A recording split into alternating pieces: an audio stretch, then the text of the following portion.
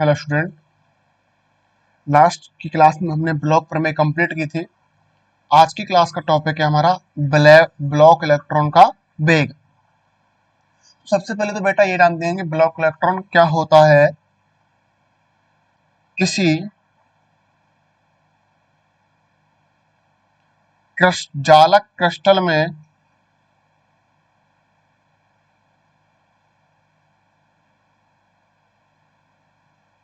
किसी जालक क्रिस्टल में गतिशील मुक्त इलेक्ट्रॉन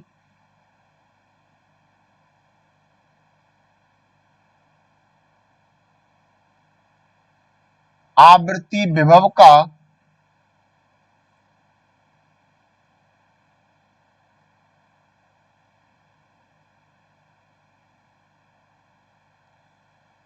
अनुभव करते हैं, जिन्हें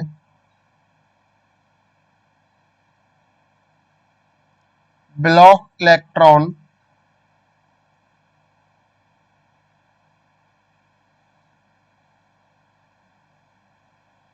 कहते हैं। अर्थात किसी जालक क्रिस्टल में कोई गतिशील जो मुक्त इलेक्ट्रॉन होते हैं वो किसका अनुभव करेंगे? आवृत्ति विभव का अनुभव। तो वे इलेक्ट्रॉन जो आवृत्ति विभव का अनुभव करते हैं वही इलेक्ट्रॉन ब्लॉक इलेक्ट्रॉन कहलाते हैं। इन इलेक्ट्रॉन का वेग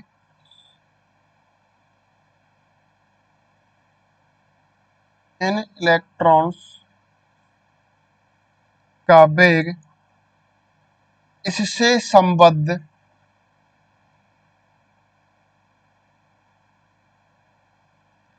डी ब्रोगली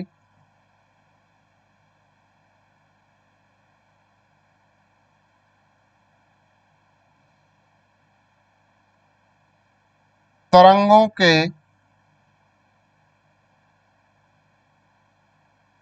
समूह वेग के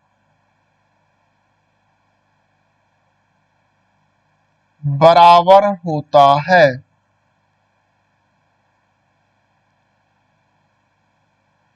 जो ब्लॉक इलेक्ट्रॉन होगा, ब्लॉक इलेक्ट्रॉनों का वेग इससे संबंधित डी ब्रोगली तरंगों के समूह वेग के बराबर होगा। अर्थात यदि माने हम ब्लॉक इलेक्ट्रॉन का वेग भी है तो ये किसके बराबर होगा? Vg के बराबर। और Vg क्या होता है बेटा? समूह वेग। किससे संबद्ध बोला हमने इसको? डी ब्रोगली तरंगों। और क्वांटम मैकेनिक्स के अनुसार Vg बराबर होता है आपका डी ओमेगा अपॉन डी के। समीकरण डाले हम फर्स्ट। सबसे पहले तो बताया आपको कि ब्लॉक इलेक्ट्रॉन क्या होता है। किसी जालक क्रिस्टल में गतिशील वे इलेक्ट्रॉन जो आवृत्ति विभव का अनुभव करते हैं ब्लॉक इलेक्ट्रॉन कहलाते हैं। और इनसे इन इलेक्ट्रॉनों का वेग होता है वो इनसे संबद्ध डी ब्रोगली तरंगों के समूह वेग के इक्वल होता है। और समूह वेग को निरूपित करते हैं हम बीजी से। और बीजी बराबर फॉर्मूला हमने पढ़ा है फर्स्ट ईयर में ऑप्टिक्स के अंतर्गत। बीजी बराबर होता है हमारा डी ओमेगा अपॉन डी के। क्योंकि आप सभी जानते हो E बराबर होता है बेटा एच कट ओमेगा। और कैसे होता है? देखो E बराबर एच न्यू। एच यदि मैं 2 पाई का नीचे मल्टीप्लाई करूं और 2 पाई का ऊपर मल्टीप्लाई करूं, और आप जानते हो एच कट बराबर क्या होता है? एच अपॉन 2 पाई। तो ये तो क्या बना हमारा? H cut. और ओमेगा बराबर क्या होता है? 2 पाई न्यू। तो ये क्या बन गया बेटा? ओमेगा। तो E बराबर एच न्यू को हम क्या लिख सकते हैं? E बराबर एच कट ओमेगा। और यहां से यदि ओमेगा की वैल्यू निकालूं तो क्या आएगा? एच कट का आएगा अपॉन में, तो E अपॉन एच कट। अब हमें क्या चाहिए बेटा? V। और V किसके इक्वल है? Vg। और Vg का क्या फॉर्मूला होता है? डी ओमेगा अपॉन डी के। अर्थात E अपॉन एच कट का क्या करूं मैं? अवकलन किसके सापेक्ष? कांस्टेंट के सापेक्ष। तो क्या आएगा देखो बेटा, डी ओमेगा अपॉन डी के। तो एच का तो कांस्टेंट क्या हो जाएगा, डीई अपॉन डी के। समीकरण दो, ये समीकरण दो। और समीकरण एक देखो, आपका समीकरण एक क्या है, v बराबर we G D omega upon d के। और समीकरण दो किसका मान है, डी ओमेगा अपॉन डी के। तो एक बार दो से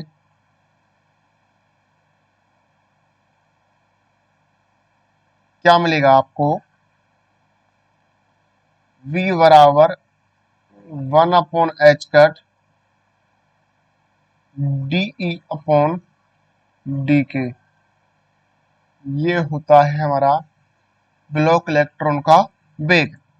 अब इसकी हम 3D में बात करते हैं, तो 3D चालक में गतिशील ब्लॉक इलेक्ट्रॉन का वेग किसके बराबर होगा, v वेक्टर किसके इक्वल होगा, i cap b x plus j cap v y plus k cap v z. v किसके इक्वल है, i cap b x plus j cap b y plus k cap b z. तो 3D में फिर इसका भी तो मान आएगा, अर्थात इसका अवकलन x के सापेक्ष होगा, y के सापेक्ष होगा, z के सापेक्ष होगा। तो ये किसके इक्वल होगा बेटा, i cap 1/h cut d upon d के x plus j cap 1/h cut d upon d के y plus k cap 1/h cut d upon d के जेड। या v वेक्टर बराबर, यदि 1/h कट को बाहर निकालें कॉमन लेके, तो अंदर क्या मिलेगा आपको, आई कैप डी अपॉन डी के x plus j cap D upon d के y plus k cap D upon d के जेड। या इसको और क्या लिख सकते हैं, v वेक्टर बराबर 1/h कट आई कैप डी अपॉन डी के x plus j cap D upon d के y plus k cap D upon d के जेड ई वेक्टर। या v वेक्टर बराबर मिलेगा बेटा 1/h कट डेल के वेक्टर डॉट ए।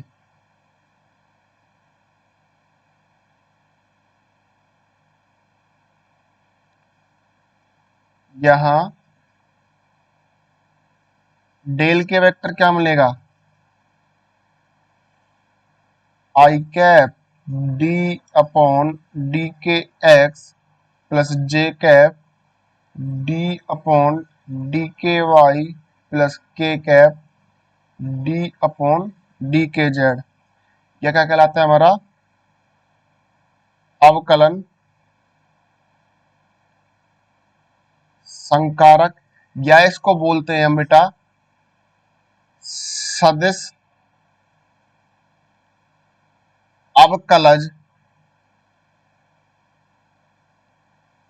संकारक। सदिश क्यों बोला बेटा, क्या लग रहा है, वेक्टर। तो ये जो समीकरण होगा, ये किसके लिए होगा बेटा, 3D के लिए विलोक इलेक्ट्रॉन का वेग। अर्थात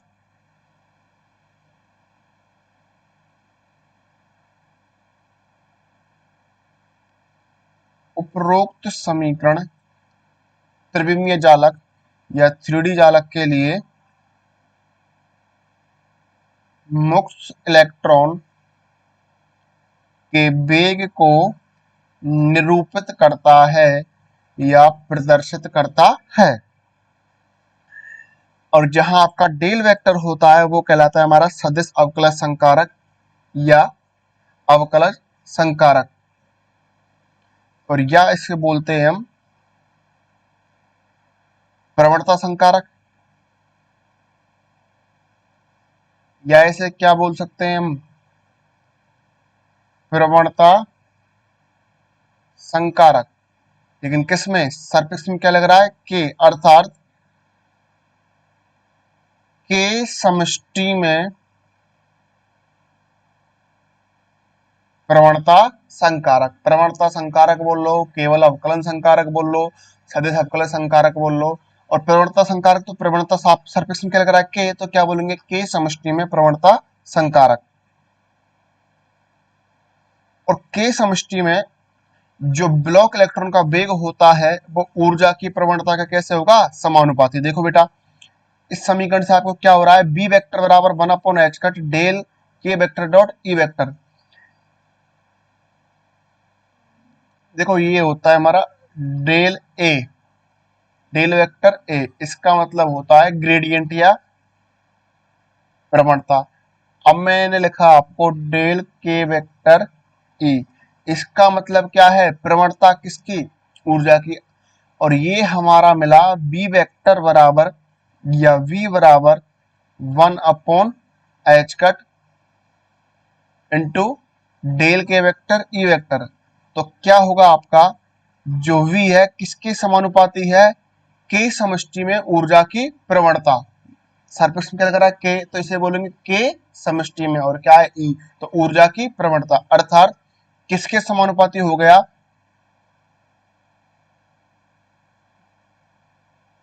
और ये क्या होगी हमारी प्रवणता। और किसकी प्रवणता, ऊर्जा की समष्टि, की समष्टि क्यों बोलेंगे, सरफेक्स में क्या लग रहा है के, तो क्या बोलेंगे हम इसको के समष्टि में ऊर्जा की प्रवणता के समानुपाती होता है क्या, ब्लॉक इलेक्ट्रॉन का वेग। ब्लॉक इलेक्ट्रॉन का वेग प्रोपोर्शनल किसके होगा, के समष्टि में ऊर्जा की प्रवणता के समानुपाती होता है। आज की क्लास का हमारा नेक्स्ट टॉपिक है मुक्त इलेक्ट्रॉन का वेग। अभी निकाला हमने ब्लॉक इलेक्ट्रॉन का वेग, अब निकालेंगे बेटा मुक्त इलेक्ट्रॉन का वेग।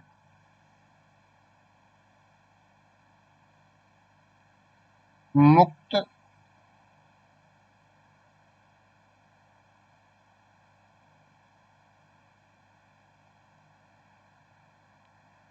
सबसे पहले लेते हैं बेटा हम ब्लॉक इलेक्ट्रॉन का वेग। ब्लॉक इलेक्ट्रॉन का वेग क्या था हमारा,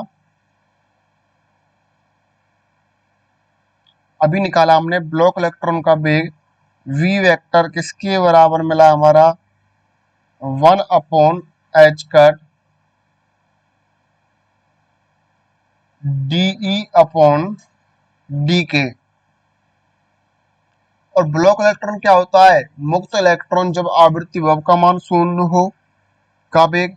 अर्थात हमने आपको बताया ब्लॉक इलेक्ट्रॉन क्या होता है, ऐसे गतिशील मुक्त इलेक्ट्रॉन जो आवृत्ति विभव का क्या करते हैं, अनुभव करते हैं। तो हमें मुक्त इलेक्ट्रॉन का वेग निकालने के लिए सबसे पहले हमने लिया ब्लॉक इलेक्ट्रॉन का वेग। ये क्या होता है हमारा ब्लॉक इलेक्ट्रॉन का वेग। ओके, यदि मुक्त इलेक्ट्रॉन की ऊर्जा ई हो, क्या बोल रहे हैं हम, मुक्त इलेक्ट्रॉन की ऊर्जा ई,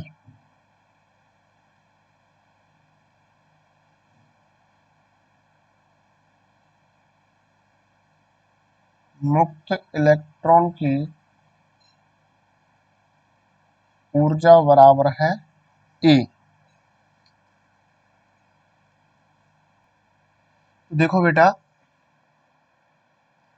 क्या माना हमने, मुक्त इलेक्ट्रॉन की ऊर्जा क्या है ई, और हम जानते हैं ई बराबर क्या होता है 1/2 mv²। यदि मैं इसमें नीचे m का मल्टीप्लाई करूं ऊपर m का मल्टीप्लाई करूं तो क्या मिलेगा मुझे 1/2 एम बी का whole square upon M.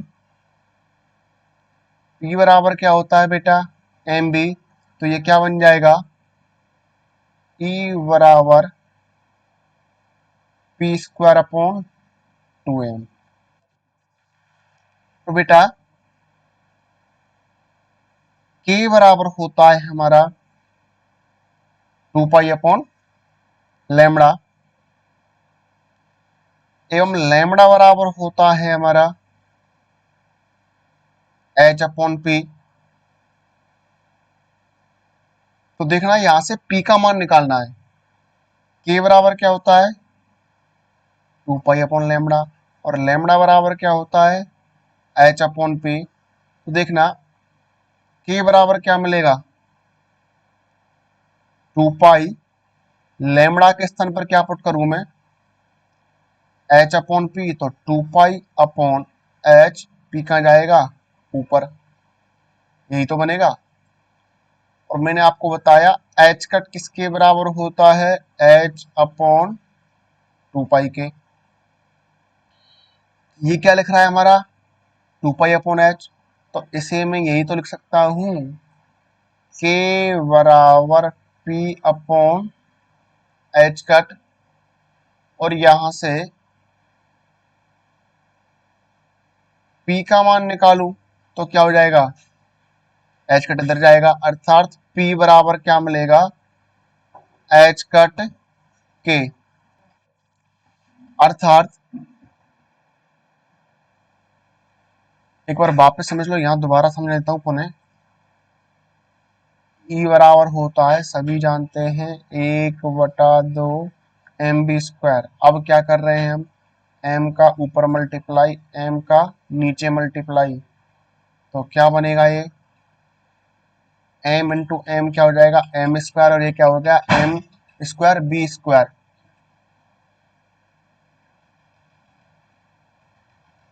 P बराबर क्या होता है एम बी, तो ई बराबर क्या मिल जाएगा आपको बी स्क्वायर अपॉन 2m। के बराबर क्या बताया मैंने आपको 2 पाई अपॉन लेमडा, और लेमडा बराबर क्या बताया H upon P.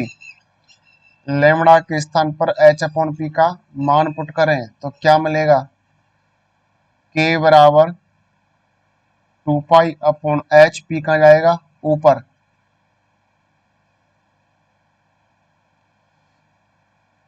H cut किसके बराबर होता है एच अपॉन 2 पाई, ये क्या लिख रहा है हमारा 2 पाई अपॉन एच, तो क्या बन जाएगा के बराबर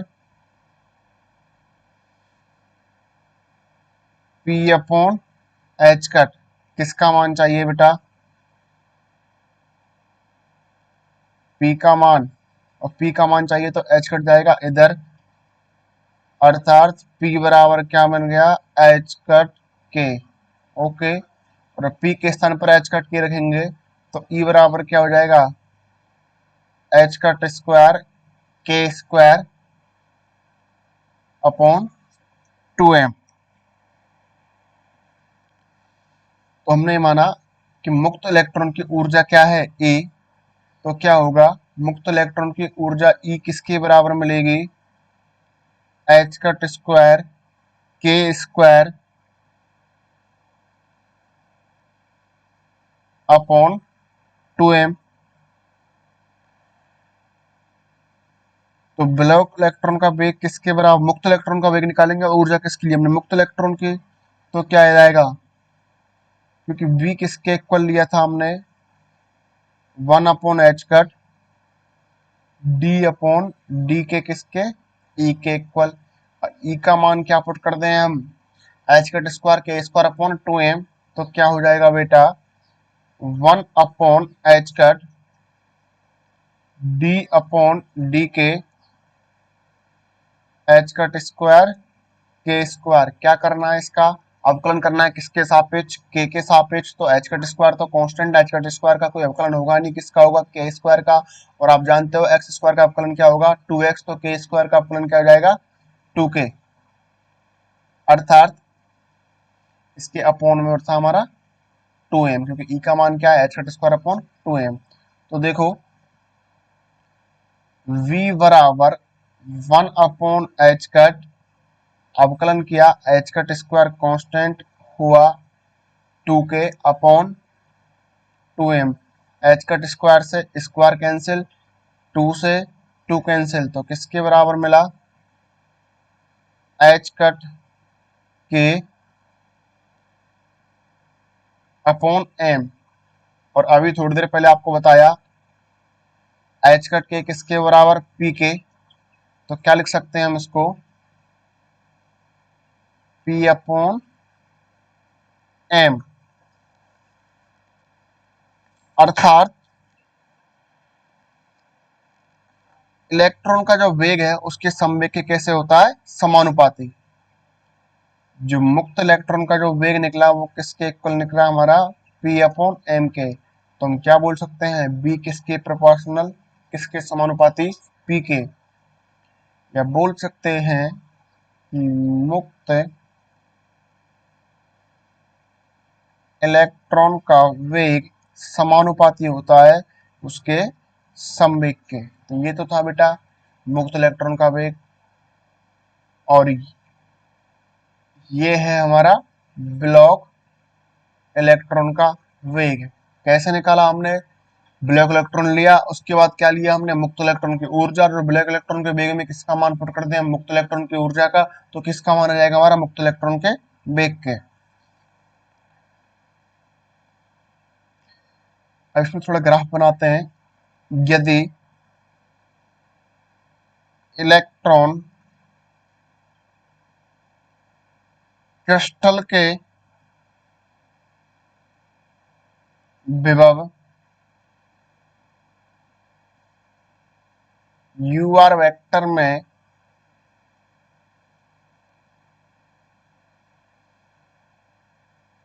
गति करता है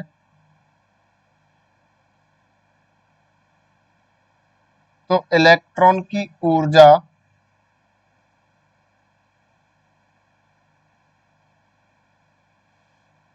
एवं वेग, ऊर्जा को क्वेश्चन डिनोट करते हैं ई से और वेग को क्वेश्चन डिनोट किया हमने बी से, का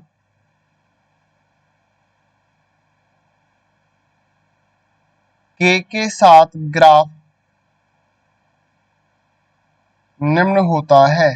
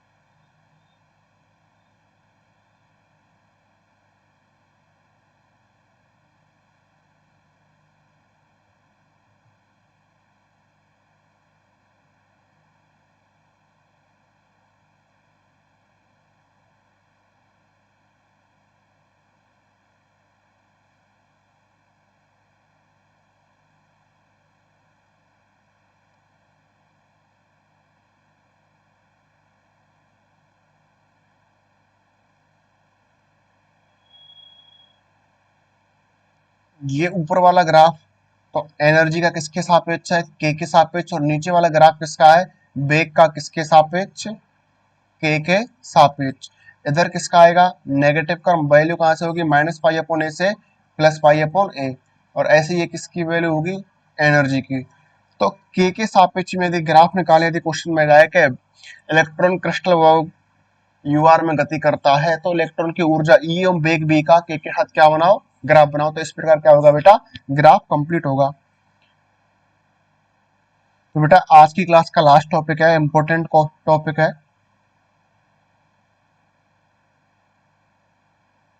ये ब्लॉक प्रमेय से हटके है तो ब्लॉक प्रमेय से संबंधित, लेकिन ये ब्लॉक प्रमेय के साथ में कभी नहीं आएगा, अलग से आएगा ये क्वेश्चन।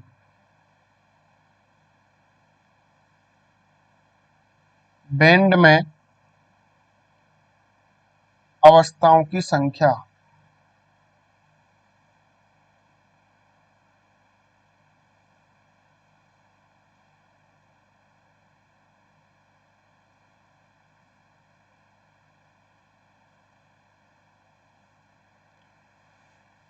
तो बैंड में अवस्थाओं की संख्या निकालनी है कि जो हमारा बैंड में उसमें कितनी अवस्थाएं। तो उसके लिए हम क्या करते हैं, माना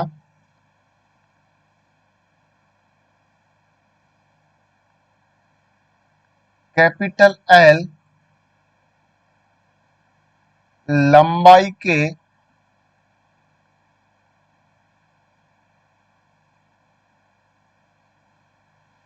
एक विमीय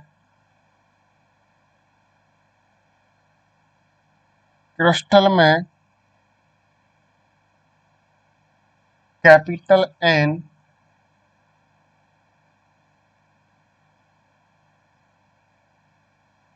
जालक बिंदु हैं। क्या माना, कैपिटल एन लंबाई का कोई एक बिंदु क्रिस्टल है, उसमें कैपिटल एन क्या है, जालक बिंदु। तो इसलिए एल किसके बराबर होगा, एन ए के। ए क्या होता है हमारा जालक नियतांक, जहां ए क्या है हमारा जालक नियतांक।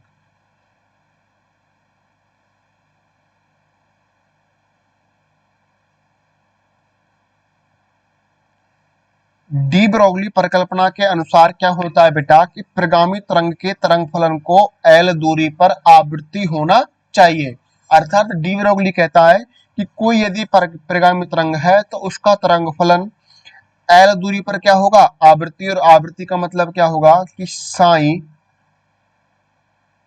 के एक्स किसके बराबर होगा, साइन के एक्स प्लस एल।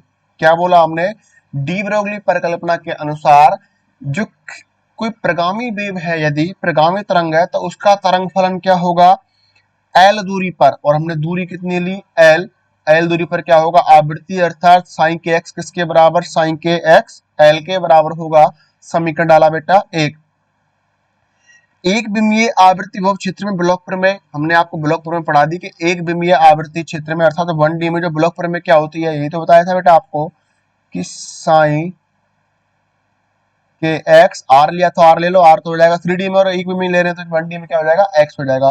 तो साइन के एक्स किसके बराबर होगा, ई की पावर आयोटा के एक्स और यू एक्स। यू क्या होता है बेटा, आवृत्ति विभव। इसी प्रकार हम यदि मान निकालें किसका, साइन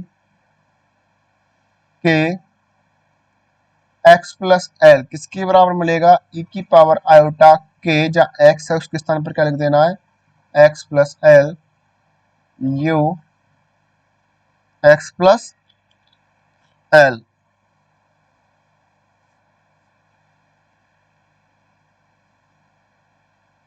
साइन के एक्स किसके बराबर है,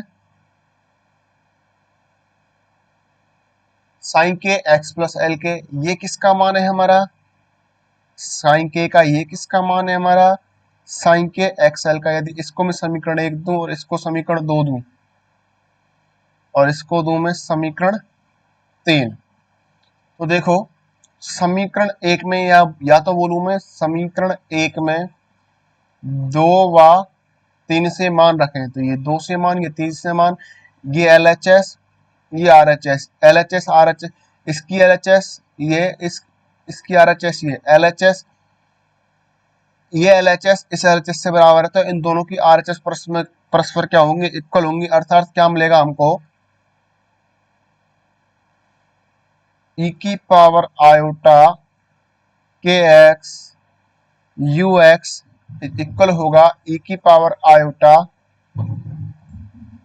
के x plus L U X plus L, और इसको सोल्व करके क्या लिख सकते हैं हम, ई की पावर आयोटा के एक्स मल्टीप्लाई ई की पावर आयोटा के L U X plus L किसके इक्वल होगा हमारा, ई की पावर आयोटा के एक्स यू एक्स।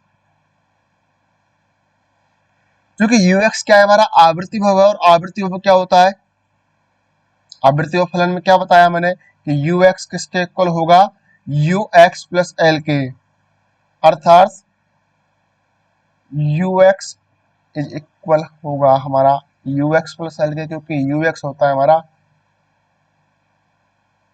आवृत्ति विभव फलन।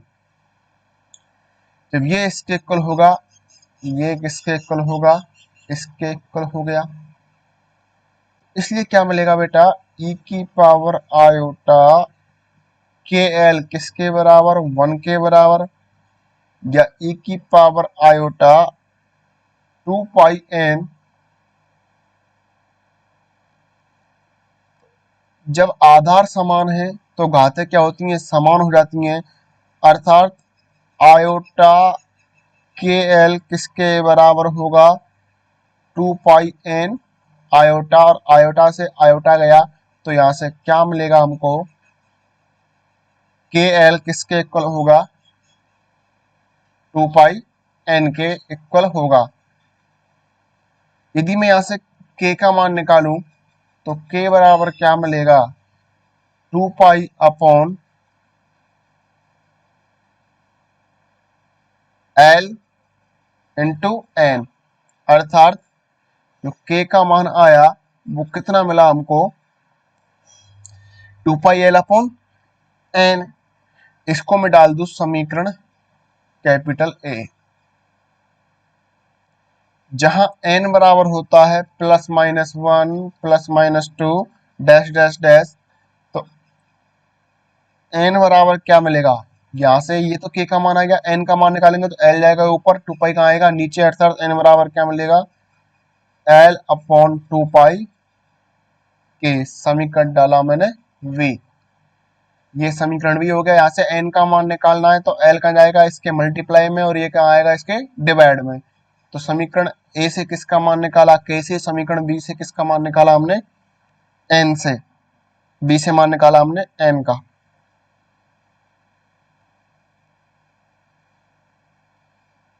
इस प्रकार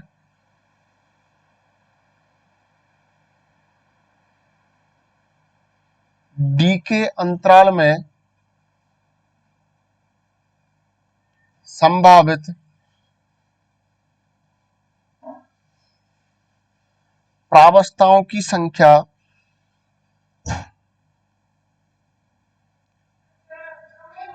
किसके इक्वल होगी, dn के, और dn बराबर क्या हो जाएगा,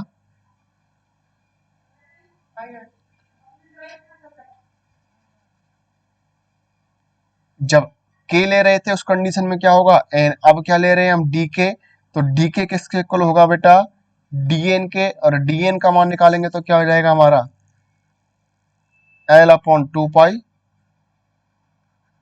dk। इसको डाल दिया मैंने समीकरण सी।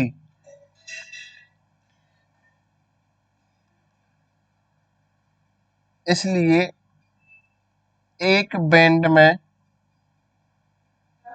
n का मान क्या ले रहे हैं हम, एक, अर्थात बेंड कितना, एक, तो एक बेंड में कुल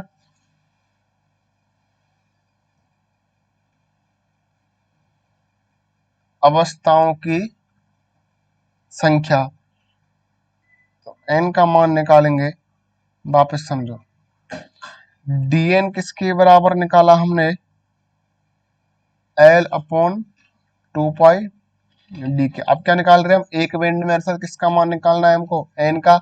जब n का मान निकालना है, ये क्या लिख रहा है हमारा dn, तो इंटीग्रेशन कर देंगे तो इससे इसका क्या हो जाएगा, डिफरेंस खत्म हो जाएगा, अर्थात अवकलन खत्म हो जाएगा इसका। अब जब क्या करते हैं इसका समाकलन, तो n किसके इक्वल मिलेगा, इसका इंटीग्रेशन किया तो ये किसके हो गया, n के इधर भी क्या करना पड़ेगा, इंटीग्रेशन,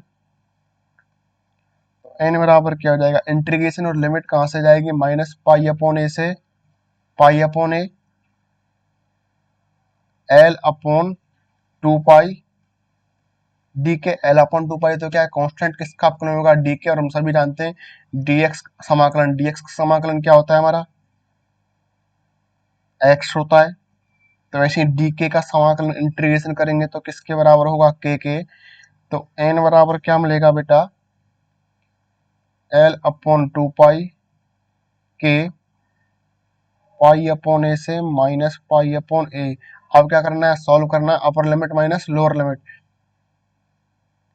एल अपॉन 2 पाई के स्थान पर लिखा पाई अपॉन ए, माइनस और माइनस क्या हो जाएगा, प्लस पाई अपॉन ए, और पाई अपॉन ए क्या हो जाएगा बेटा, 2 पाई अपॉन ए, अर्थात l upon 2 pi multiply 2 pi upon a, 2 pi से 2 पाई कैंसिल, तो एन बराबर क्या मिलेगा बेटा, एल अपॉन ए। स्मॉल एन का मान किसके इक्वल आ गया, एल अपॉन ए के, और हमने शुरू में ही माना था एल बराबर क्या है, एन ए। तो एन बराबर क्या पुट करें, एल के स्थान पर एन अपॉन ए, एन अपॉन ए अपॉन ए से ए कैंसिल गया, तो स्मॉल एन किसके इक्वल आ गया बेटा, कैपिटल एन के इक्वल आ गया। अर्थात प्रथम बैंड में संभावित अवस्थाओं की संख्या एक एक कोष्ठकों की संख्या के एन के बराबर होती है, क्योंकि हमने जो एन का मान निकाला वो किसके बराबर आया, स्मॉल एन का मान कैपिटल एन के बराबर, और ये किसके इक्वल हो गया हमारा, एकक कोष्ठकों की संख्या के इक्वल। अर्थात हम कह सकते हैं कि प्रथम बैंड में संभावित अवस्थाओं की संख्या स्मॉल एन एकक कोष्ठकों की संख्या कैपिटल एन के बराबर होती है। स्मॉल एन तो क्या है हमारा यहाँ पर, प्रथम बैंड में संभावित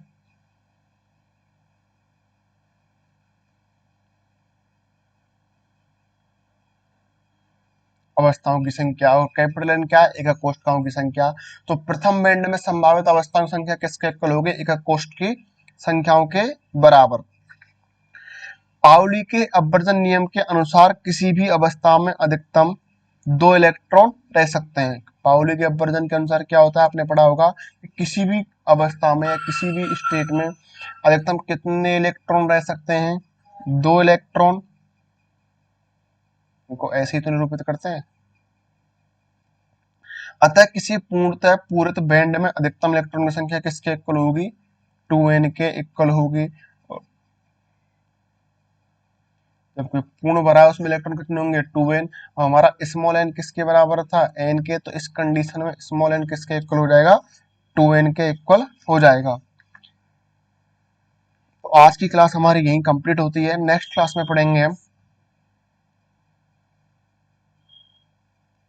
क्रोनिंग एवं पेनी मॉडल।